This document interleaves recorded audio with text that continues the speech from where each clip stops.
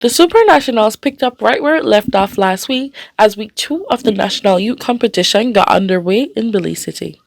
Following last week's primary school action, it is now the turn of secondary school athletes from Belize, Corozal, Orange Walk, Cayo, Stan Creek, and Toledo to compete for national honors in a district-based format. Competition was spread across several venues, including the Marion Jones Sports Complex, the Belize City Civic Center, Swift Hall, and the Hub, with athletes competing in football, basketball, volleyball, and athletics.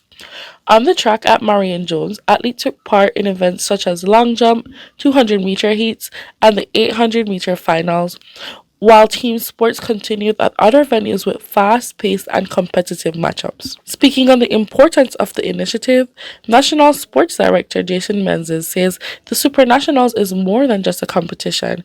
It's about building opportunity and developing young athletes across the country.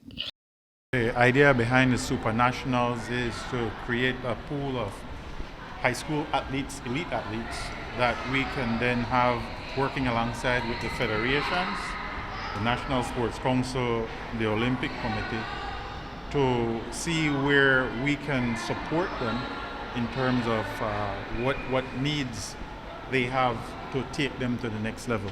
We're trying to create a farm process, right?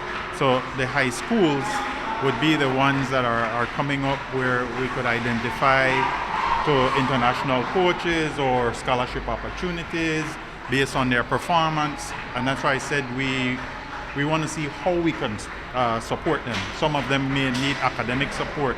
All of them will need support in terms of coaching. But the raw talent and the identification of that talent is what we're attempting to do here now. Meanwhile, officials say the structure of the tournament continues to give athletes valuable exposure at a national level while helping to identify rising talents from each district. Gina Tejeda, an official involved in the coordination of the games, says this week's competition is expected to remain intense as teams settle into the early stages of the tournament. They are having football, basketball, volleyball, and athletics, also known as track and field. Today we only have about 3 events. We're having the 200, the 400, and the 800 today for both male and females. What we're going to do, because it's only an 8-lane track, we are about to just have them run each district because it's 6 districts and there's more than likely 2 athletes for an event. That goes for the field and the track events. So during this week, it's basically split up between all the events that athletics offers.